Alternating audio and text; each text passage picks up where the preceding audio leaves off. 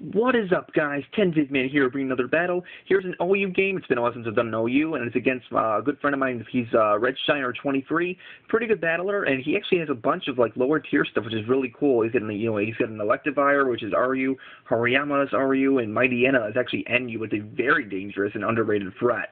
But I've got all OU stuff, between Lucario and Haxorus and Alakazam. I've got a whole bunch of stuff that's, ready to destroy everything in its path. So, without further ado, let's get this battle started. It was a pretty good game, so let's go. And I honestly didn't know what he was going to lead with. I don't think he had any true hazards on his team, but he's going to lead off with his Starmie, and I'm going to lead off with my Gengar. I don't really know what to expect to come in, but I just thought Gengar would be the safest lead, and it's clearly not the case in this situation. I'm going to have to switch out because, Starmie outspeeds regardless of anything, so I'm going to go into my Ferroform to take whatever Starmie has. Most Starmies don't carry HP Fire anyway, so I feel pretty safe with Ferroform coming in. And he actually gets a crit first turn, which kind of sucks, but my Ferroform takes it pretty well regardless. And, yeah, Ferroform's ready to do some work because Ferroform's a boss. And, he's pretty much forced to switch. He really can't do much to me. So he's going to go into his Electivire here. I believe I'll just go for the Stealth Rocks on the switch because it just makes the most sense. And his Electivire is riding on an air balloon, which means I can't hit it with ground moves, which kind of sucks, but, I have ways to circumvent the problem here. So going to switch out, fearing either Fire Punch or Cross Chop. So switch out, and I go into my Haxorus, and yeah, I believe he goes for Cross Chop on the switch, and I can't. Now, oh no, he actually goes for Wild Charge. I don't know what he was predicting there, but I obviously wasn't Haxorus who was predicted to come in. But and you guys will have to forgive me. One, I haven't narrated in a while, and two, I don't remember this match straight on. So yeah, but I am not banded. I run a Dragon Dance Haxorus. I do not want to go for the Dragon Dance, fearing the Ice Punch will kill, but I'm pretty confident I can outspeed this Electivire and KO it straight away with an Outrage, which is exactly what I do. And he's going to bring out his Starmie to revenge kill me. And, he's used this thing against me a bunch of times. This is actually a Scarfed Starmie, which is rare as hell, but it's actually a pretty decent poke to use, especially against stuff that, is Scarfed itself. Like, it's a humongous counter to the very popular Scarfed Moxie-Ments. It can destroy it easily, because Salamence is much slower than it without a Scarf. But, so down goes my Haxorus due to a Nice Beam, and out comes my Ferroform to troll it again. So I believe now he goes into his Hariyama, and I believe I Leech Seed on the switch here because, it's the safest play. I can get a lot of HP back because Hariyama has that humongous base 144 HP stat. So, but I'm going to get that Leech Seed and get some nice recovery. I believe after the lefties and the Leech Seed, I'll get back up to full health, which is great because, Ferroform's always a pain in the butt to deal with, and even more of a pain to deal with at full health. So, yeah, Ferroform's sitting pretty, even though I do not want to stay in because fighting is dangerous. So, pretty much forced to switch here, and he's got the Flame Orb going, so I know he's got Guts. I feel pretty confident, switching out into my Gengar, but he actually predicts this very, very nicely. He goes for the Payback, which is boosted by Guts, which I'm like, oh, crap. But, in this gen, Payback is that reduced to 50 power regardless if you switch out. I actually lived that with 6 HP, which is amazing. Gengar, you're a monster. And, here I'm predicting the Bullet Punch because it's kind of obvious, and most Hariyamas carry it for the priority. But Gengar's actually going to get it up to a respectable amount of HP thanks to the Leech Seed. It puts me back into the yellow bar. So going to switch out here, predicting the Bullet Punch. I believe I go back. Oh no, I go into my Rotom, and Rotom is going to take Bullet Punches pretty well. It fears the close combat greatly. So that Bullet does nothing even with the Guts boost because I believe I quad resist that, which is amazing. Going to pretty much restore all my HP back thanks to the lefties and my Leech and the Leech Seed. So this Hariyama is quickly getting wore down, but due to the burn and due to the self-inflicted burn and the Leech Seed. So now here he switches out, not wanting to get KO'd by the the Hydro Pump, and he goes into his Alakazam here, which I'm scared of. Alakazams are dangerous no matter what, but he doesn't have Magic Guard, which really cut me off guard because all Alakazam should really carry it. But I'm going to go for the Volt Switch on predicting his switch out. So because I had a feeling the Volt Switch would kill his Hariyama regardless of anything, so I felt pretty safe going for it. And now I'm going to go into my Lucario.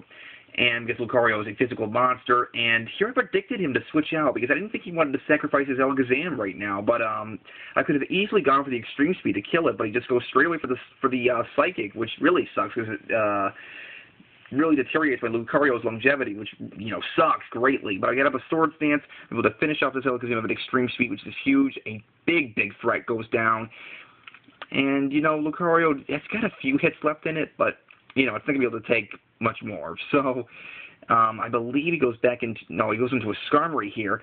And this is amazing. I'm pretty safe to assume, I don't think this couldn't have been a physically defensive Scar, because this +2 Life Orb close combat destroys one of the most physical walls in the game, Skarmory, in one shot after Stealth Rocks. I have to do a damage calc on that. I'm not sure if a physically defensive Skarm, I believe the physically defensive one could have taken that a lot better, but that doesn't appear to be the case. And now he brings up Hariyama, and here I forget that Fake Out actually has +3 priorities, which means my Lucario sweep is going to end a little prematurely, which sucks. He probably should have brought that in a little bit earlier, but I guess he expected a Scar to take a hit, which didn't seem to be the case. So he's able to finish me up with a Fake Out, and I go into my Run-Em again, knowing that, I resist the Bullet Punch, and I'm faster than it. He's just going to go for the Bullet Punch to get some damage off, which is minimal as is, because, he's burned. Well, not because he's burned, but I quad resist that. And here, just go for the Volt Switch, just in case.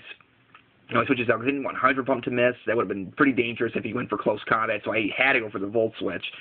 And down goes to Hariyama, which is a pretty big threat. Here I'm going to switch out. I believe I go back into my Ferrothorn here. And, Ferrothorn is going to be here trolling all day, and now he goes into his Mightyena, and Mightyena is a pretty big threat. I'm scared he's got the Fire Fang, but here he goes for Taunt, and I do not see Taunt on Mightyena as much, but it's a decent move for it, and, I expect to, I'm pretty sure a Power Whip will KO it from that range, but, I miss, which sucks, and he goes for a Crunch. Does a rather negligible chunk, but he gets the defense drop, which now I'm really scared of the Fire Fang. And, get some Iron Barbs damage, and he's got Life Orb to boot. So, if he had Fire Fang, I would have probably been in a lot more trouble. But, we'll go for that Stab Power Whip, and from that range, Mightyena's pretty frail. It's going to go down, which, actually, no, it doesn't. Shoot. I forgot. It lives with a Smidgen. Look at that Smidgen. Oh, my God. But, now he's going for the Sucker Punch, which, it's more or less useless at this point. He would have outspent me regardless, but he actually gets a crit there, which really sucks. But the Iron Barbs is going to finish him off from that range. So, but yeah, that sucks. Stab and Life Orb and a crit to boot does a pretty decent chunk to me. So, I guess I just went for Leaf Seed on there. I don't know why. I don't think I predicted the switch because he would have died from rocks anyway. But now I'm going to go back out and do a Starmie. I believe I missed another Power Whip because I'm looking at my what is it? The time recorder for the turn counter. I got one more turn. Yes, I do miss another Power Whip. So, Ferrothorn's acting a little blind right now, but, yeah, Starmie is his last. I still have my Alakazam in the wings with Sash intact, which means I can survive at least one hit, barring any freezes. But, yeah, Ferrothorn's just going to go for a Power Whip, and, guys, that will be the game. Pretty entertaining game, and, a lot of crazy shenanigans and stuff, and yeah, probably not one of my best narrations, but I still hope you guys enjoy it. It was a pretty fun game. And tomorrow, my booster box comes in the mail. So I'm extremely excited for that. Expect 2 uploads tomorrow.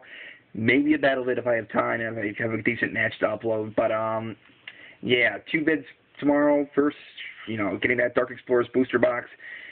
I'm really excited to see what I get. I'm hoping for a full art Darkrai. I'm really hoping for a bunch of holo cards in the set. I pretty much want every one, but the ones I want the most are Blaziken, Kling, I'll take Empoleon, Crocodile. I don't know if Zoroark's a holo rare. I really hope it is, but I'd like to get that too. The artwork is amazing on it. But other than that, guys, that'll be it. So, Raycon and sub, and later, guys.